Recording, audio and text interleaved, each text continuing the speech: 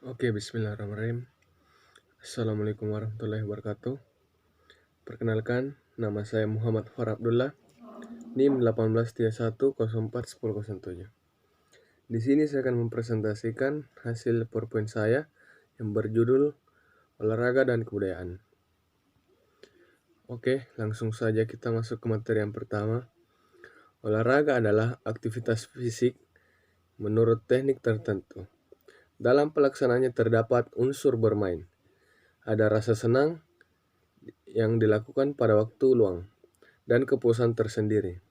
Manusia sendiri adalah makhluk hidup yang rutinitasnya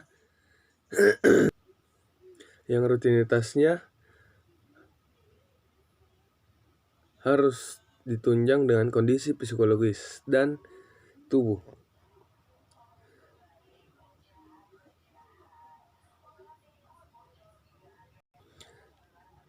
Sejarah olahraga menurut Panjaitan menyatakan kata-kata gerakan badan, pendidikan jasmani, olahraga, dan sport adalah istilah yang populer di lingkungan masyarakat Indonesia. Kita telah mengetahui bahwa olahraga ini aktivitas fisik yang mengeluarkan banyak energi dan membuat tubuh menjadi lebih bugar, dan olahraga memiliki keterkaitannya dengan budaya.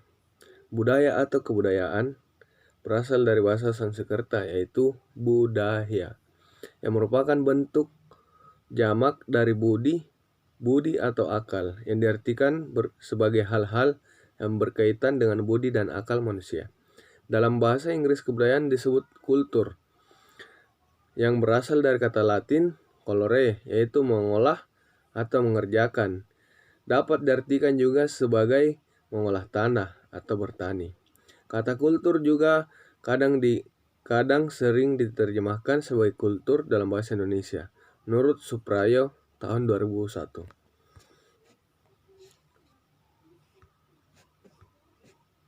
Budaya adalah suatu cara hidup yang berkembang dan dimiliki oleh sebuah kelompok dan diwariskan dari generasi ke generasi. Budaya terbentuk dari banyak unsur yang rumit, termasuk sistem dari banyaknya unsur agama dan unsur politik.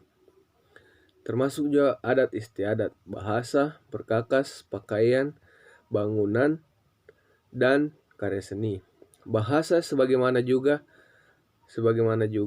budaya merupakan bagian tak terpisahkan dari diri manusia. Sehingga banyak orang yang cenderung menganggapnya diwariskan secara genetis. Ketika seseorang berusaha berkomunikasi dengan orang-orang yang berbeda budaya dan menyesuaikan perbedaannya, membuktikan bahwa budaya itu dipelajari. Dalam kehidupan sehari-hari, olahraga juga mempunyai kaitan yang erat dengan budaya. Olahraga sendiri secara umum diartikan menjadi kegiatan yang bertujuan dalam menjaga kebugaran serta kesegaran tubuh, baik secara jasmani ataupun rohani. Kemudian, budaya merupakan suatu bentuk hasil karya manusia, di mana berasal dari hasil proses belajar manusia. Budaya ialah segala bentuk aktivitas manusia, mulai dari bangun tidur hingga kembali tidur, di mana serangkaian aktivitas kegiatan itu mempunyai sifat yang dinamis dan berasal dari pengetahuan guna memenuhi kebutuhannya. Lalu, budaya juga diwariskan secara turun-temurun, sudah sejak zaman nenek moyang kita sampai zaman generasi penerus seperti sekarang ini.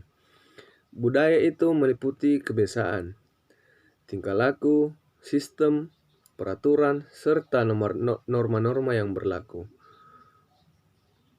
Karakteristik umum yang kerap kali dikaitkan dengan manusia ialah cara mempertahankan diri. Hal ini juga dapat membawa pengaruh yang besar terhadap manusia dan budaya. Ada beberapa macam pengaruh olahraga terhadap kebudayaan, yaitu yang pertama, permasalahan pembangunan sosial dan budaya yang menjadi perhatian utama antara lain adalah masih rendahnya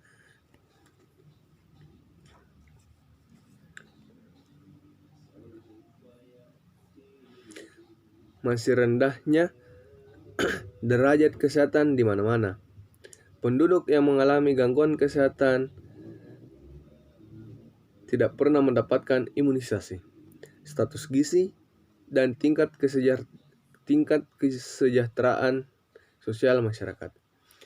Masih rendahnya partisipasi aktif pemuda dalam pembangunan sosial atau pembangunan nasional dalam membudayanya olahraga, dan masih rendahnya prestasi olahraga menurut Toraja Koe tahun 2006. Dan yang kedua adalah pergeseran gaya hidup. Gaya hidup pun memengaruhi masyarakat dalam memandang olahraga.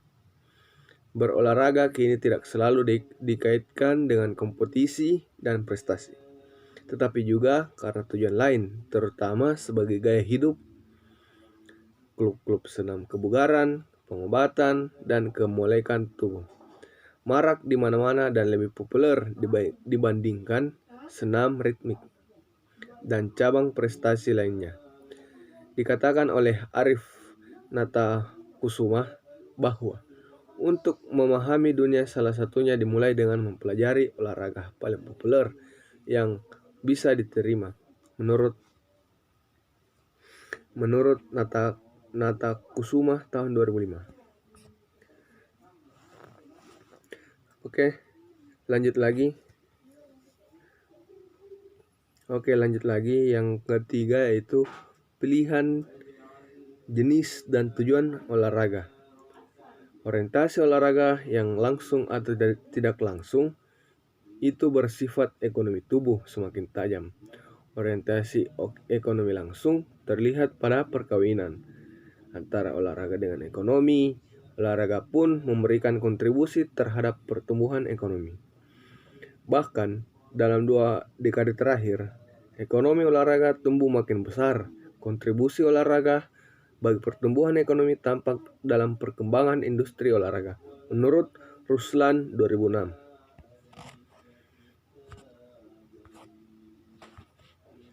Aktivitas olahraga dapat dipandang dengan mempunyai makna profan untuk keperluan pragmatis manusia. Walaupun menurut sejarah ke belakang, olahraga pada awalnya diabadikan dengan pemujaan dewa-dewa di Bukit Olympus pada masa Yunani kuno. Berarti bermakna sakral pula olahraga dalam fungsinya yang sakral. Tidak hanya dimonopoli oleh orang-orang Yunani kuno. Masyarakat Aztec di Amerika juga telah mengenal kegiatan seperti sepak bola yang diadakan di ruang terbuka.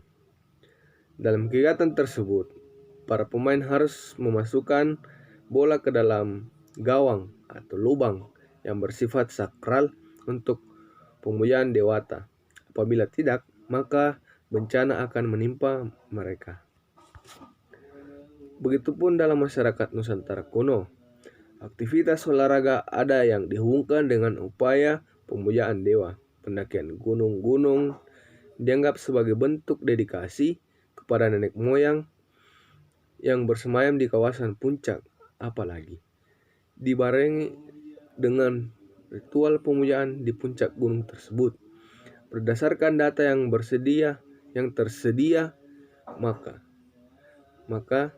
dapat dibincangkan beberapa fungsi olahraga di masa silam. Ketika olahraga masih berkembang dalam masyarakat tradisional, yang pertama itu olahraga sebagai ritual pemujaan kekuatan nenek moyang atau dewa. Dan yang kedua, olahraga sebagai penanda status sosial seseorang atau golongan. Dan yang ketiga, olahraga sebagai hiburan atau rekreasi. Dan yang keempat, olahraga sebagai upaya untuk menambah nafkah. Menurut Mundar tahun 2012. Selain olahraga mempunyai fungsi secara budaya, aktivitas olahraga tersebut sebenarnya mempunyai makna dalam kebudayaan masyarakat pendukungnya. Apabila fungsi diamati secara langsung, maka masyarakatnya karena memang pada kenyataannya demikian. Makna adalah arti tersembunyi yang ada di balik aktivitas. Arti yang tersembunyi di balik benda-benda hasil karya manusia, upaya untuk mencari makna yang tersembunyi dalam berbagai bentuk kebudayaan yang dihasilkan oleh manusia tersebut. Sebenarnya merupakan kodrat manusia yang selalu bertanya-tanya, apa makna ini, apa makna itu? Demikian pertanyaan yang kerap kali dikemukakan jika seseorang ingin mengetahui secara lebih dalam fenomena kebudayaan tertentu. Dapat dikemukakan bahwa kegiatan olahraga sebenarnya adalah suatu tanda yang dapat dimaknai dan dapat dijelaskan arti yang ada di baliknya. Tanda itu mengacu pada referen atau acuan tertentu yang merupakan fenomena alam atau kebudayaan yang lain.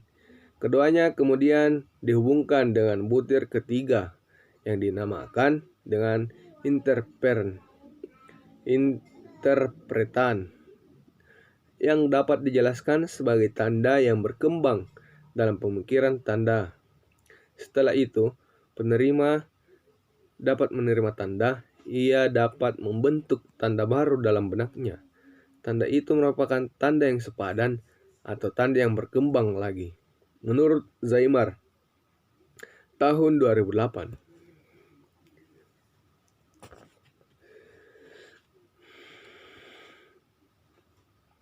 Sama dengan olahraga perlombaan, olahraga pertandingan, termasuk sepak bola, bola basket, bela diri, polo air, dan lain-lain, dianggap sebagai tanda yang mengacu kepada referen, yaitu mencari yang terbaik dari dua pihak yang berhadapan. Pertalian antara keduanya bersifat arbitrter, tanda interpretan. Yang terbentuk adalah pencarian yang terbaik dengan mengganggu atau menghambat lawan. Pada akhirnya, makna olahraga pertandingan adalah simbol dari upaya mengalihkan lawan dengan cara yang kesatria sesuai dengan aturan-aturan. Dalam olahraga apapun, berbentuk lomba atletik, renang, balap sepeda, dan lain-lain, memang yang dicari adalah yang terbaik dari segi khusus yang telah ditentukan.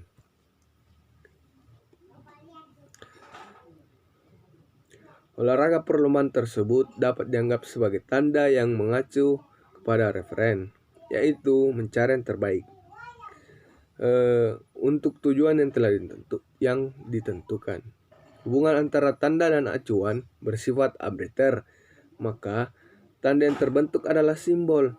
Jadi, olahraga perlombaan adalah simbol upaya dari bentuk untuk meningkatkan diri sendiri agar lebih baik dari para pesaing atau orang lain. Dalam pada itu, interpretan yang terbentuk adalah olahraga perlombaan sebagai pencarian yang terbaik tanpa gangguan lawan, melainkan dengan upaya menjadi yang terbaik. Perbincangan selanjutnya adalah perihal museum olahraga itu sendiri. Museum tersebut didirikan tentu berkenan dengan olahraga di Indonesia. Sejatinya dalam museum terdapat storyline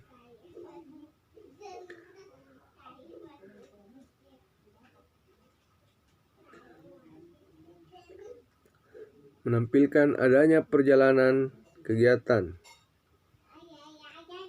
olahraga di Indonesia sejak masa silam hingga masa kini. Banyak hal yang bisa disajikan dalam museum tersebut. Sudah tentu seluruhnya tentang dunia olahraga Indonesia, beserta narasinya. Museum Olahraga Dewasa ini telah merawat dan menyajikan pameran benda-benda bersejarah, hasil prestasi dan dokumentasi para anak bangsa di bidang olahraga tersebut. Namun, tidak hanya itu.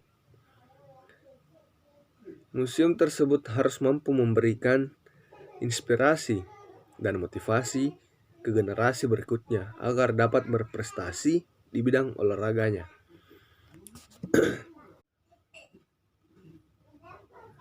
Museum olahraga mempunyai beberapa keistimewaan yang membedakannya dengan museum-museum lainnya.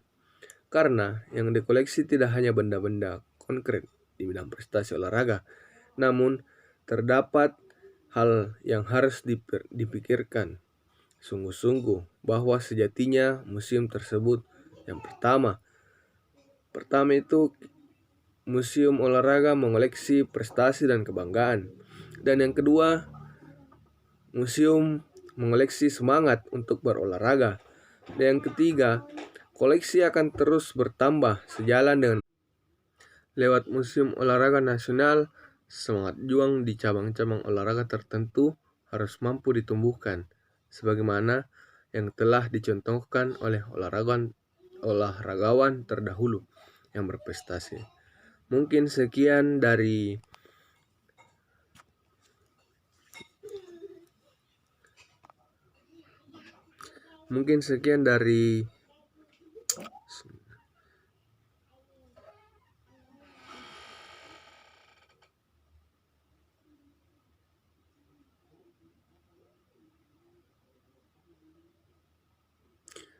sekian dari hasil presentasi saya. Kurang dan lebihnya mohon dimaafkan. Wassalamualaikum warahmatullahi wabarakatuh.